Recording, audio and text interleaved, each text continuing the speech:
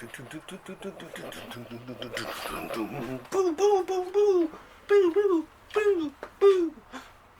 my god. Oh, sorry. I thought it was playtime here.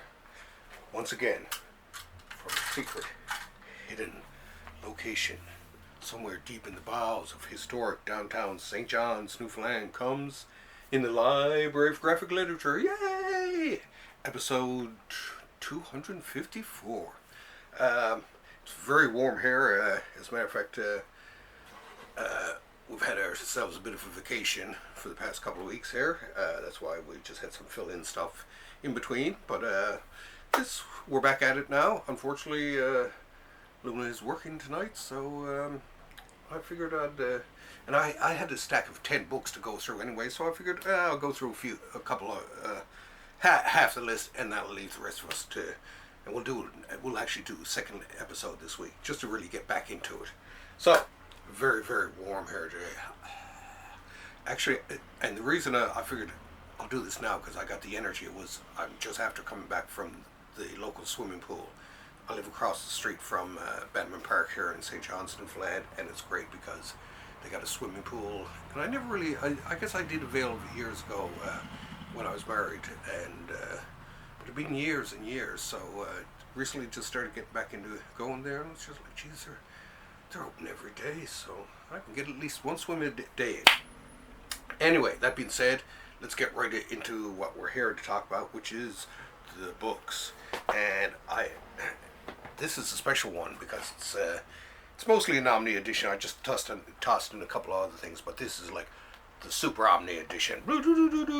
So these are the last 3 Omnis anyway that I bought from Marvel, and I put them in order of which are my favorite. Now I'll start out actually with my favorite out of all of them was Daredevil. Boo boo boo boo boo boo boo boo boo boo boo boo boo. Let's see. Okay, there.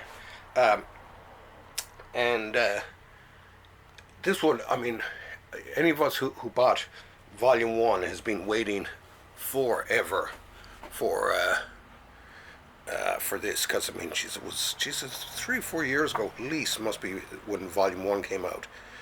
And this, I've been dying to see, because it's, I mean, except for the one, a couple of stories by Barry Windsor Smith, it's practically all Gene Colan, and including one of the first ones that sort of helped me fall in love. Even though I was more of a DC person growing up, but I did like Captain Marvel, and I did like Daredevil actually. Now this story, I can't remember as a kid. I think I might have had it, but I do remember it was the Origin of Marvel Comics, or this Son of Origins. I can't remember which one, where they did the Daredevil, and this was the sort of more modern story. Anyway, Gene Colan, absolute genius when it comes to the comic page. Now these are the Barry Windsor Smith, but not the Barry Windsor Smith we all know and love. This was Barry during his Kirby phase. Okay, so but then that's just a sort of a guest appearance, and then we come right back and we get into the Gene, more from Gene the Dean. And this one, it's an absolute joy. When I heard it had come into my local comic book store, I just about died. So that's definitely my favorite, and more so, like I say, with the art and the storytelling. The stories aren't bad, but it's Gene is what made Daredevil to me Daredevil at the time, right? And this is of course pre Miller. Next up, funny enough, it's the writer this time. This is The Defenders Volume 2, one which I've been waiting for also. I was, like I say, being a DC fan, but I started reading some Marvel, and this was one of the titles I started reading. As a matter of fact, I think it was that issue that was the first I bought. But I started reading it, and I loved it. I mean, it's funny, with Sal Buscema, it's sort of a love not hate, love, love, tolerate, love. But now, whenever he was inked by Klaus Janson, that's what really brought him out. And no, that's not one of them. But and those were the ones I to be quite honest, were my favorite. But now the cool thing about this book, more than any of the other books I have here in the library, is this one I actually have a piece of.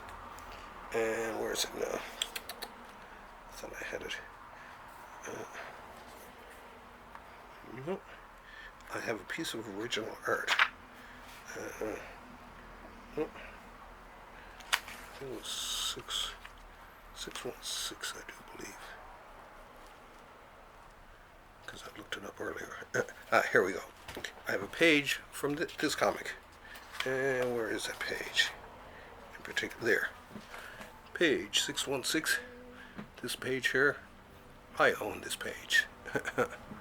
It's really cool. The Zipatone is still on it too. Anyway, but what made me fall in love with the Defenders wasn't as much the art in this case as was the storytelling. I loved Steve Gerber's work. I hadn't connected him to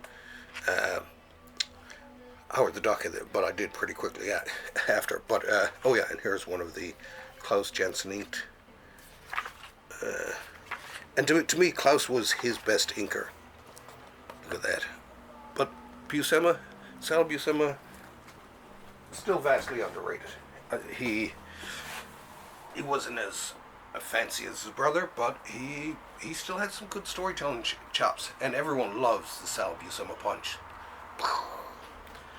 Okay, of the three that I did get, the one that's in number 3, and it's no reflection in terms of the quality of it or anything like that, but it is just the other two I was really looking forward to. Dun-dun-dun-dun-dun, is Volume 5 of the Uncanny X-Men. Boom, boom, boom, boom, boom. So this has some good work by Romita, even though it's in his early days, but it also has a lot of Arthur Adams in it, and it has Longshot, which I could have done without because I have it in other in another form somewhere. I can't remember where. But otherwise, oh yeah, and there's a Barry Windsor Smith story. This one, which was always one of my favorite, The Wounded Wolf. I mean, look at that. Can Barry draw, or can he not draw? This guy is still, in my mind, technically one of the best, one of the most beautiful artists out there. I mean, great storytelling, but I mean, the drawing itself is just spectacular. And this one, I think he inks himself on this one. If not, I can't remember if this is the one that, yeah, he did ink it. But anyway, all in all, probably worth getting. I got it, right? I got it for well, because I have the other 4. But I'm probably going to stop around now because it's getting to the limit of what I collected. And to me, if there's anything, when I start to get into some of the stuff like some of the Avengers and stuff like that, where I'd stop collecting, I think I'm going to stop collecting that, because I stopped collecting it at the time as a kid because I didn't like it then. So it's just like, it's probably not gotten any better. Now, I'm going to close up with 3 quick books. This one, courtesy of my good buddy Dennis Osborne, and of course check out Thursday Comix. We're back from a little vacation ourselves. The Lonely War of Captain Willy Shultz by Will Franz and Sam Glanzman. No. This is a great little story. I got just about all of it read myself, and it was I don't know. There's just something about Glanzman's artwork that I love, right? And it ran in. I don't know what was the name of it. It ran in a Carlton comic, I do believe, was what it was. Let's see. Come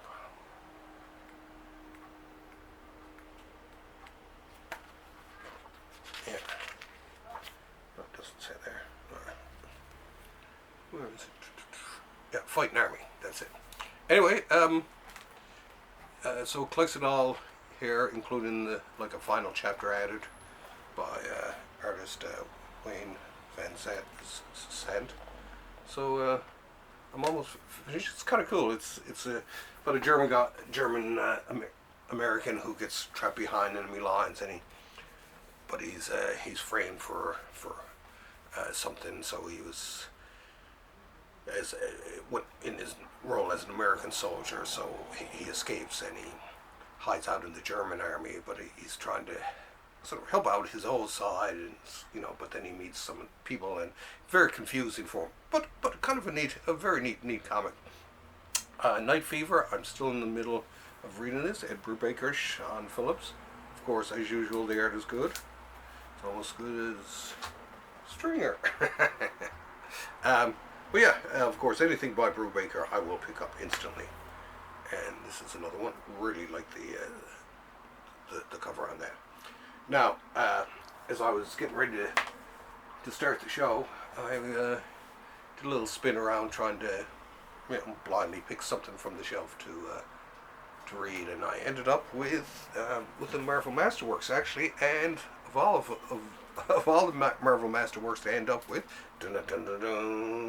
not Brand X. Now, I remember actually buying some of these as a kid because I thought it was like a Marvel Mad magazine, so I bought it. But I mean, I did, and I actually liked it, but more the earlier issues, because you have like Kirby, Gene Cole, and let's see what Tom Sutton. Well, that's later. John Severin, John Buscema, Herb Trimpe, and then a lot of other people, including Mary Severin, who does a lot, especially later on. But yeah, it started out as kind of a fun-loving poke at everything Marvel. And there's where I am. There, that's the Severin. But the artwork, I mean, it's kind of neat to see the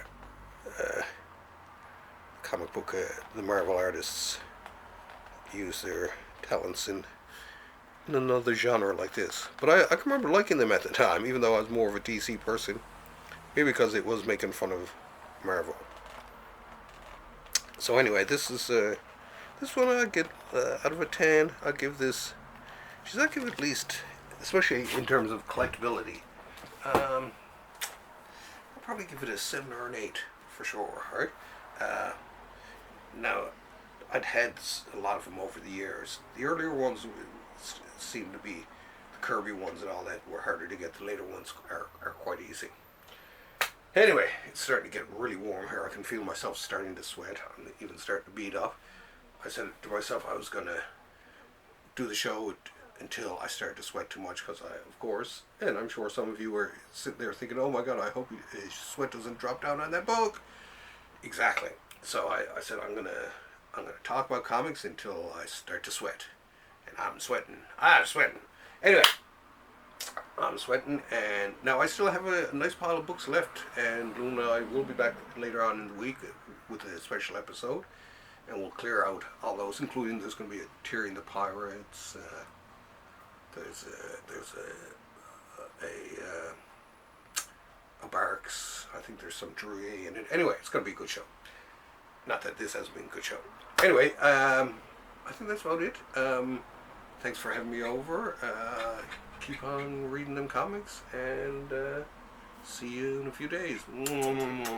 Love you. Bye. See ya. Yeah, it's not the same without Luna.